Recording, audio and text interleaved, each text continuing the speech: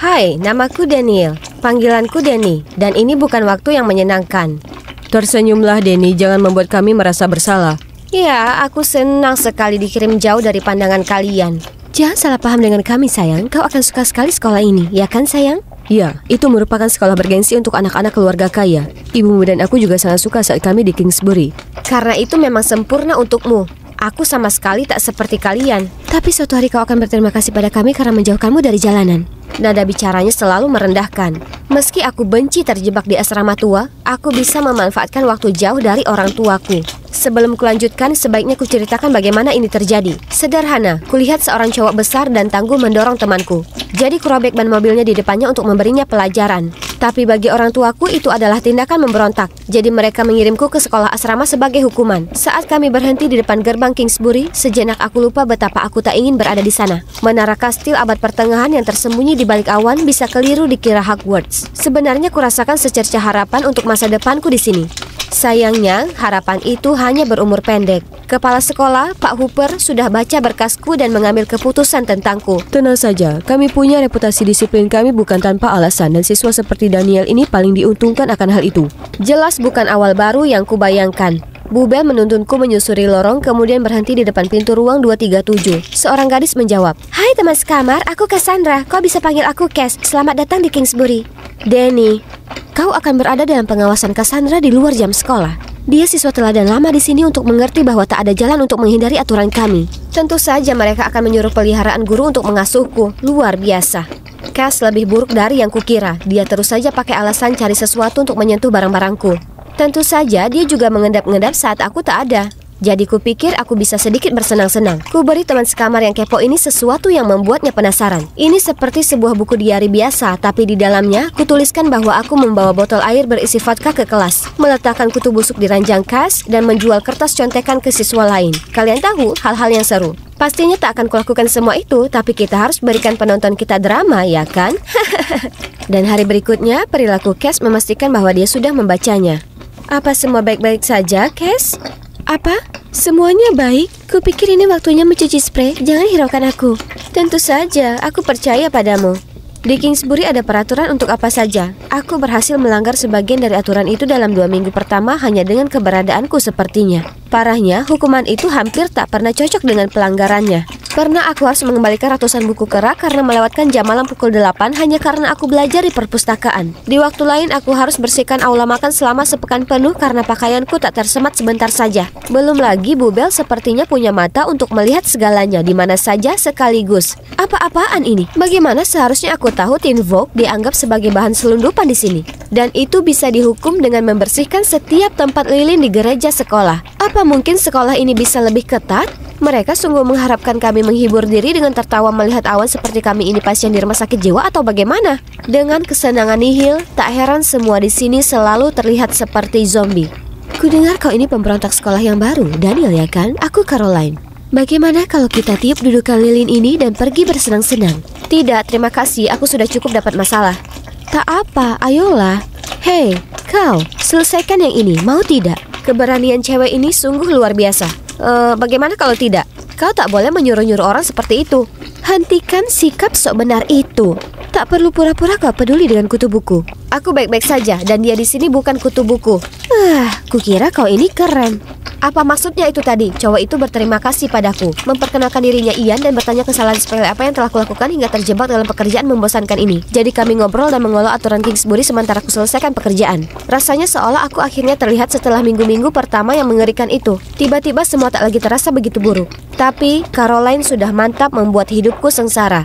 Pagi ini dia menghadangku di lorong tepat sebelum bel berbunyi, yang membuatku dapat masalah karena terlambat dan berlari. Jika tak sedang membuatku terkena masalah, dia berusaha mencoba mempermalukanku dan menyebalkannya, itu berhasil. Meskipun aku ingin lakukan sesuatu mengenai hal itu, aku tahu kalau segala bentuk pembalasan akan membuatku terkena lebih banyak masalah. Satu-satunya momen damai yang kualami adalah bersama Ian. Kok bisa aku tak pernah tahu soal tempat keren ini sebelumnya? Ini ruang hiburan dan sistem home theater. Dan di luar sana ada kolam renang ukuran olimpiade dan lapangan kriket kita. Cukup keren ya kan? Tapi kita hampir tak pernah diperbolehkan menggunakannya. Terkadang kurasa ini ada hanya untuk membuat orang tua terkesan. Tempat ini sulit dipercaya.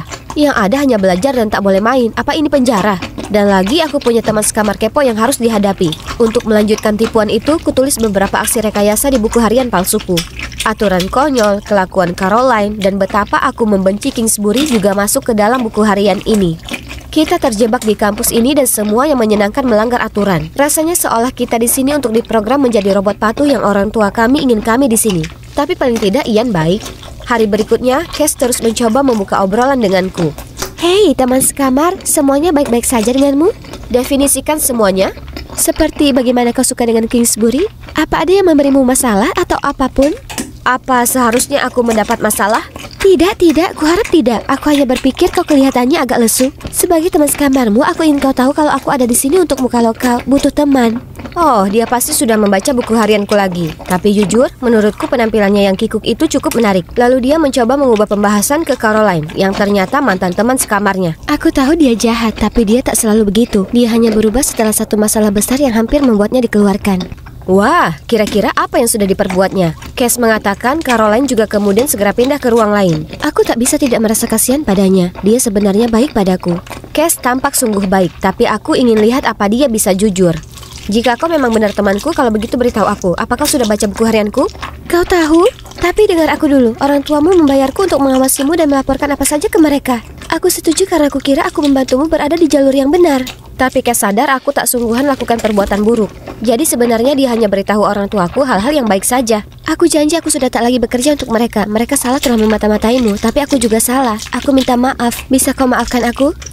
Aku percaya padanya, tapi tak ada salahnya gunakan pertemanan baru ini untuk hal yang baik. Jadi ku minta Cass mengusulkan kegiatan yang menyenangkan untuk musim liburan yang akan datang untuk mencerahkan tempat yang tak punya kehidupan ini. Para guru mendengarkanmu dan kita akan donasikan uangnya untuk tujuan yang baik. Kau sangat mencintai tempat ini ya kan? Buatlah semua orang mencintainya juga.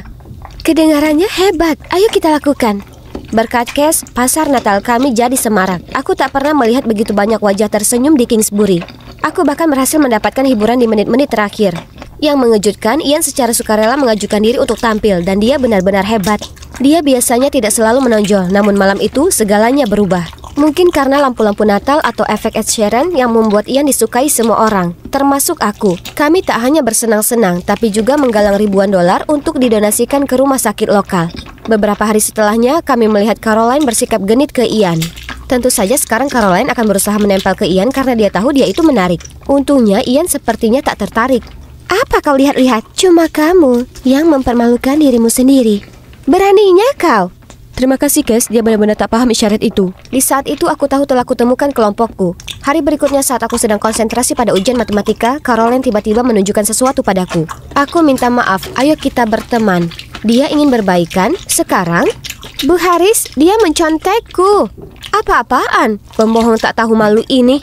Aku hendak menyiapkan yang terburuk saat Bu Haris berkata, "Apa ini Caroline?" Jawabannya tak seperti punyamu. Bukannya Daniel perlu mencontekmu. Dia memberikan kembali lembar jawabanku dan menyuruh Caroline keluar.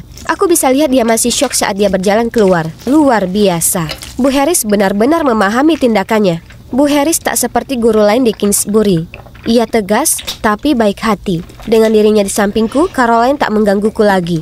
Aku merasa aman untuk bercerita pada orang dewasa sepertinya. Kami akhirnya jadi lebih seperti teman. Kau menyukai Ian ya kan? Aku bisa tahu hanya dengan melihat. Akan ada karnaval di kota besok malam. Itu kesempatanmu untuk mengambil langkah. Tapi Bu Harris, jam malam. Oke, memang itu tak terdengar seperti ide bagus, tapi aku memang ingin pergi berkencan dengan Ian. Jadi aku mengirim pesan padanya dan dia langsung berkata ya. Bu Harris pada dasarnya menyuruhku untuk melakukannya. Hal buruk apa yang terjadi? Ku coba pergi diam-diam, tapi saat aku melangkah memasuki lorong, senter Bu Bell menyilaukanku. Dan astaga, dia marah. Sangat marah sampai dia menyeretku langsung menuju kantor Pak Hooper. Ini adalah kedua kalinya aku datang kemari, yang mana jauh lebih cepat dari yang kusangka. Saya tahu sejak awal kau akan menjadi masalah, Nona Osborne. Anda melanggar peraturan berkali-kali dan menunjukkan ketidakpedulian yang nyata terhadap otoritas. Pak, selain malam ini saya tak berniat untuk melanggar aturan apapun. Saya berjanji saya telah belajar dari kesalahan tersebut dan tak akan mengulanginya lagi. Itu bukan pelanggaran ringan, Nona Osborne. Minum-minum, menyebarkan contekan, mengotori ranjang teman sekamarmu dengan serangga. Itu adalah yang kutulis di buku harian palsu. Bagaimana bisa? Kami tak izinkan kenakalan macam itu di sini. Malah, Anda seharusnya dikeluarkan saat ini juga. Namun karena hormat kami akan orang tua Anda diperbolehkan keluar secara diam-diam atas kemauan Anda sendiri. Ku coba menjelaskan diriku, jadi akhirnya beliau memberiku 3 hari untuk mengumpulkan bukti. Saat aku kembali, kulihat laci bangkuku terbuka dan Cass tertidur. Dia tak akan mungkin lakukan ini, kita berteman. Tapi siapa lagi? Ponselku tiba-tiba berdering. Itu Ian. Aku tak ingin membicarakan ini lewat telepon. Jadi secara singkat ku jelaskan kalau seseorang tak ingin aku berada di sini dan aku janji kita akan bicara nanti. Aku juga tak ingin kau keluar, Besti. Aku juga tidak, Casey. Tak mau buang-buang waktu, kususun rencana untuk melacak pelakunya. Kali ini kutulis kalau aku akan mainkan lelucon ke Bubel. Aku bahkan mengatur sistem alarm senyap dengan selembar kertas ini untuk melihat jika ada yang membuka laciku. Hari berikutnya, lihatlah, alarm itu bekerja dengan sangat baik. Dia pasti mengambil umpannya. Sekarang yang perlu dilakukan adalah, kubuka pintu dan melihat seseorang yang sungguh tak terduga. Kini rencanaku sudah berjalan. Aku dan Ian bersembunyi di balik dinding di dekat kantor Bubel. Ini kencan pertama yang menarik. Romantis, bukan? Kami tiba-tiba mendengar langkah kaki mendekat. Aku mengintip dari balik sudut dan melihat, Bu Harris? Langsung kurasakan darahku mendidih. Orang satu-satunya yang kupercaya mengkhianatiku? Aku hendak mendatanginya saat Ian menarikku kembali dan menutupkan satu tangannya di mulutku. Bu Harris melihat sekeliling dengan tak sabaran kemudian berusaha membuka pintu. Saat engselnya berdiri terbuka, Ian membunyikan alarm yang nyaring. Terkejut, Bu Harris tersandung dan terjatuh. Kemudian Bubel berlari cepat menuju ke arah kami. Ada apa? Saya sampai tepat waktu untuk menangkap mereka berdua ini menyelinap ke kantormu. Mereka mainkan lelucon terhadapmu. Apa kau yakin? Karena bukan itu yang dilihat kamera. Dia bohong. Dia tulis semua itu di dalam buku hariannya. Saya ada di sini untuk menangkap basah dirinya. Bu Harris, bagaimana Anda tahu apa yang saya tulis di buku harian pribadi saya? Aku hanya main-main dengan teman sekamarku. Anda berusaha menggunakan untuk melawanku? Jangan percaya apa yang dia ucapkan. Dia itu anak nakal. Kenapa dia menulis tentang menyelundupkan alkohol jika dia tak berpikir untuk melakukannya? Itu hanya masalah waktu. Jadi Anda hanya mengarang jika tak ada yang terjadi, Bu Harris? Caroline muncul di samping Pak Hooper. Wajah Bu Harris berubah pucat saat melihat mereka. Caroline lalu mengatakan dia tak sengaja mendengar Bu Harris menyuruhku keluar setelah jam malam. Yang mana mengejutkan karena dia pernah mendengar hal yang sama sebelumnya. Itulah bagaimana Caroline dihukum sementara pacarnya dikeluarkan. Menyadari pola perilaku Bu Harris, dia mendatangiku. Kami memutuskan untuk bekerja sama menghentikan hal ini sekali untuk selamanya. Apa Anda ingin menjelaskan diri Anda? Anda sungguh percaya dengan berandalan ini? Mereka hanya ingin membuat saya tampak buruk. Bukan aku dalam video itu palsu. Di titik itu banyak murid sudah berkerumun mengelilingi kami. Mereka semua maju ke depan untuk berbagi cerita yang sama mengenai Bu Harris. Dia dipercaya lalu membujuk mereka untuk melanggar aturan sekolah. Ketika mereka hampir diusir, dia memeras orang tua mereka untuk membayar banyak uang padanya agar mereka tetap di sini. Pada saat inilah, Bu Harris harus mengaku pasrah dan mengakui kesalahannya. Pak Hooper memanggilku ke kantornya keesokan harinya. Nona Osborne, saya minta maaf telah salah menilai Anda. Saya terkejut tahu apa yang dilakukan Bu Harris terjadi tepat di bawah pengawasan saya. Saya mungkin tak akan pernah tahu jika bukan karena insiden kemarin. Jadi terima kasih. Saya akan lakukan apa saja untuk perbaiki kerusakan yang telah diperbuatnya. Pak, saya rasa bukan Bu Harris akar dari permasalahan. Itu terletak pada peraturan keras Kingsbury. Saya tahu Anda sangat membanggakannya, tapi kekakuan tak membantu. Anak yang penurut menjadi lembut dan penurut, sementara yang berkemauan keras akan menentang otoritas. Bu Harris memanfaatkan itu. Kebanyakan murid di sini luar biasa, tapi kreativitas mereka dihancurkan di bawah disiplin yang ketat. Pak Hooper dengan sabar mendengarkan aku. Pada akhirnya dia menjabat tanganku dan mengucapkan selamat tinggal. 1 minggu kemudian kami menerima sebuah email berjudul sebuah pesan dari kepala sekolah. Email itu berisi video Pak Hooper memberikan permintaan maaf secara formal kepada murid dan keluarga yang menjadi korban Bu Harris yang tak lagi mengajar dimanapun. Beliau juga mengakui adanya masalah yang melanda sekolah kami. Kedepannya kami akan menanamkan solusi berbasis konseling untuk menangani masalah siswa. Beberapa hukuman keras akan dihapuskan dan layanan kesehatan mental akan tersedia bagi semuanya. Selain itu, kegiatan ekstrakurikuler juga akan terus digalakkan. Keadaan benar-benar berubah menjadi lebih baik. Suasana ceria telah kembali ke lorong-lorong yang indah ini. Caroline berhenti berulah dan mulai memperbaiki hubungan dengan teman lamanya, Cass. Sekarang setelah kondisi mereda, kurasa aku jatuh hati dengan Kingsbury dan juga seseorang. Kami akhirnya pergi untuk kencan yang telah lama kami nantikan.